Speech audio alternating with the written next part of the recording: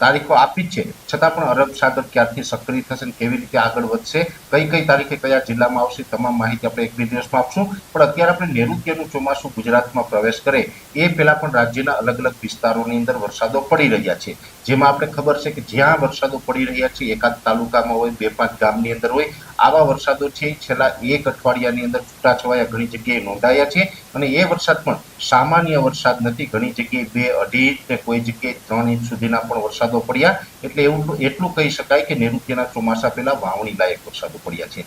આ વરસાદ પડવાનું કારણ એક તો એવું છે કે નૈઋત્યનું ચોમાસું આમ તો મહારાષ્ટ્ર સુધી પહોંચી ગયું, એટલે ગુજરાતથી ઘણું નજીક છે. એ સાથે અત્યારે આપણે અરબ સાગર ઉપરથી જે પવનો આવી રહ્યા છે, જે ભેજ લઈને પવનો આવી રહ્યા છે, ભેજવાળા પવનો આવી રહ્યા છે, અને એ સાથે અત્યારે રાજ્યનું તાપમાન છે એ પણ ઊંચું છે. જેવી રીતે મે મહિનાના છેલ્લા અઠવાડિયામાં જે વરસાદો થયા હતા અને એને કારણે જે વાદળછાયું વાતાવરણ થયું હતું, એ વાદળો વિખાયા ત્યાર પછીથી છેલ્લા એક અઠવાડિયાથી રાજ્યની અંદર તાપમાન સતત ઊંચું આવ્યું છે. એટલે અત્યારે ઊંચું તાપમાન છે અને એની સાથોસાથ ભેજનું પ્રમાણ છે, એટલે આપણે ગરમી, ઉકળાટ અને બફારો છે એ પણ અસહ્ય જોવા મળી રહ્યું છે. એટલે અત્યારે જે આપણે જોવા જઈએ તો જે અમુક અલગ અલગ વિસ્તારોમાં જે વરસાદો પડ્યા ત્યાં તાપમાન ઊંચું હતું, ભેજનું પ્રમાણ પૂરું હતું. એટલે ઊંચા તાપમાનને કારણે ત્યાં લોકલ સિસ્ટમો છે એ બંધાણી, અને એ લોકલ સિસ્ટમો બંધાણી છે કેમ કે સતત ઊંચું તાપમાન હોય એટલે સવારથી લઈને બપોરે 2-3 વાગ્યા સુધી સતત જ્યાં વિસ્તારમાં ઊંચું તાપમાન જોવા મળ્યું હોય ત્યાં હવાઓ છે એન્ટી ક્લોક રાઉન્ડમાં ફરે, એટલે કે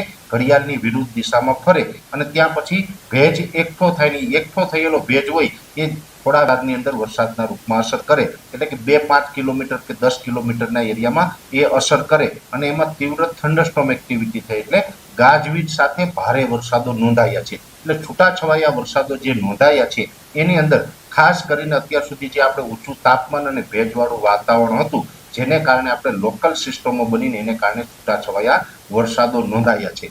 જોકે હવે એ છૂટાછવાયા વરસાદો જે નોંધાયા હતા એમાં પણ આજથી રાહત મળી છે. આજે 9 તારીખ છે, આજથી રાહત મળી છે. જોકે હજુ પણ આવનારા દિવસમાં એ રાહત મળી છે, એટલે વિસ્તારોની દ્રષ્ટિએ અને તીવ્રતાની દ્રષ્ટિએ રાહત છે. છતાં પણ છૂટાછવાયા કોઈ જગ્યાએ હળવા ઝાપટાઓ છે એ હજુ પણ ચાલુ રહી શકે છે. ખાસ કરીને 10, 11, 12 તારીખમાં પણ છૂટાછવાયા વિસ્તારમાં હજુ પણ વરસાદની સંભાવનાઓ રહેલી છે. એટલે ખાસ કરીને આજના વિડીયોની અંદર આપણે એ જ સમજાવવાનો પ્રયત્ન કરવાનો હતો કે નૈઋત્યના ચોમાસા પહેલા વરસાદ શું કામ થયો, એના જે આ વૈજ્ઞાનિક કારણ હતા મેં આપણે સમજાવવાનો પ્રયત્ન કર્યો. ખાસ કરીને હવે નૈઋત્યનું ચોમાસું છે તે ખૂબ નજીક છે. આજે 9 તારીખ થઈ ગઈ છે અને સામાન્ય રીતે 15 જૂને ગુજરાતમાં ચોમાસાનું પ્રવેશ થતો હોય, ચોમાસાની શરૂઆત થતી હોય. જોકે આ વખતે એવું પણ બનશે કે 15 તારીખે ન આવે તો એ પછીના દિવસમાં આવશે. એ પછીના દિવસમાં ક્યારથી આવશે અને કેવી રીતના વરસાદ આવશે, કેટલી તીવ્રતા સાથે આવશે, આ તમામ વાત છે આપણે 1 થી 2 દિવસની અંદર માહિતી આપવાનો પ્રયત્ન કરશું. અત્યારે આ વિડીયોની અંદર એટલું જ. અંતમાં દરેક મિત્રોને વિનંતી રહેશે કે આ વિડીયોને લાઈક આપી દરેક ગ્રુપમાં શેર કરી દેવો, અને જે મિત્રો આપણી ચેનલને સબસ્ક્રાઇબ ન કરેલી હોય એ મિત્રોએ ચેનલને સબસ્ક્રાઇબ કરવી. રજા આપશો. ધન્યવાદ. છવાયા વરસાદો પડી રહ્યા છે તેના વિશેની માહિતી આપવાની છે. આપ તમામ મિત્રોને ખબર હશે કે નૈઋત્યનું ચોમાસું તો મહારાષ્ટ્રમાં જે નિષ્ક્રિય છે, હવે જો કે આગળના સમયમાં ક્યારે આગળ વધશે એની પણ આપણે 1-2 દિવસની અંદર તારીખ સાથે માહિતી આપીશું. આમ તો આપણે ઘણા દિવસથી તારીખો આપી જ છે, છતાં પણ અરબ સાગર ક્યારથી સક્રિય થશે, કેવી રીતે આગળ વધશે, કઈ તારીખે કયા જિલ્લામાં આવશે, તમામ માહિતી આપણે 1-2 દિવસમાં આપશું. પણ અત્યારે આપણે નૈઋત્યનું ચોમાસું ગુજરાતમાં પ્રવેશ કરે એ પહેલા પણ રાજ્યના અલગ અલગ વિસ્તારોની અંદર વરસાદો પડી રહ્યા છે. જેમાં આપણે ખબર છે કે જ્યાં વરસાદો પડી રહ્યા છે, એકાદ તાલુકામાં હોય, 2-5 ગામની અંદર હોય, આવા વરસાદો છે છેલ્લા એક અઠવાડિયાની અંદર છૂટાછવાયા ઘણી જગ્યાએ નોંધાયા છે.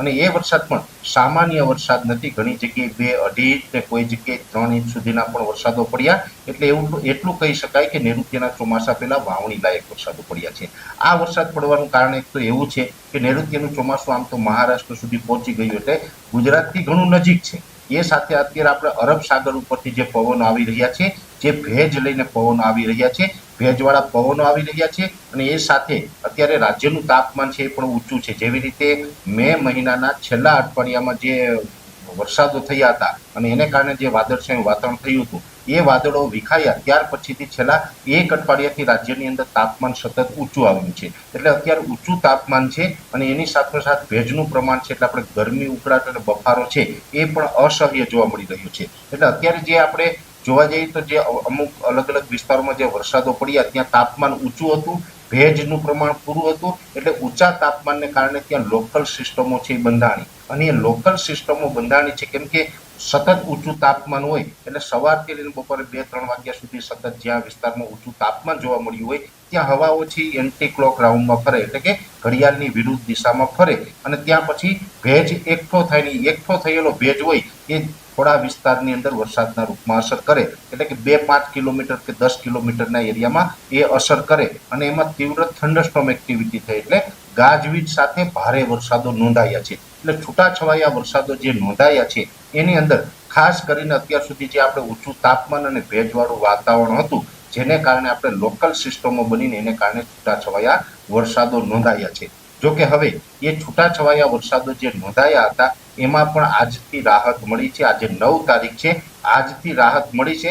જોકે હજુ પણ આવનારા દિવસમાં એ રાહત મળી છે એટલે વિસ્તારોની દ્રષ્ટિએ અને તીવ્રતાની દ્રષ્ટિએ રાહત છે, છતાં પણ છૂટાછવાયા કોઈ જગ્યાએ હળવા ઝાપટાઓ છે એ હજુ પણ ચાલુ રહી શકે છે.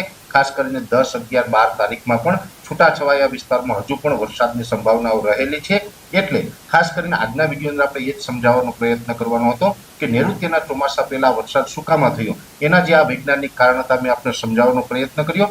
ખાસ કરીને હવે નૈઋત્યનું ચોમાસું છે તે ખૂબ નજીક છે. આજે 9 તારીખ થઈ ગઈ છે અને સામાન્ય રીતે 15 જૂને ગુજરાતમાં ચોમાસાનું પ્રવેશ થતો હોય, ચોમાસાની શરૂઆત થતી હોય. જોકે આ વખતે એવું પણ બનશે કે 15 તારીખે ન આવે તો એ પછીના દિવસમાં આવશે. એ પછીના દિવસમાં ક્યારથી આવશે અને કેવી રીતના વરસાદ આવશે, કેટલી તીવ્રતા સાથે આવશે, આ તમામ વાત છે આપણે 1 થી 2 દિવસની અંદર માહિતી આપવાનો પ્રયત્ન કરશું. અત્યારે આ વિડીયોની અંદર એટલું જ. અંતમાં દરેક મિત્રોને વિનંતી રહેશે કે આ વિડીયો લાઈક આપી દરેક ગ્રુપમાં શેર કરી દેવો અને જે મિત્રો આપણી ચેનલને સબસ્ક્રાઇબ ન કરેલી હોય એ મિત્રોએ ચેનલને સબસ્ક્રાઇબ કરી રજા આપશો. ધન્યવાદ.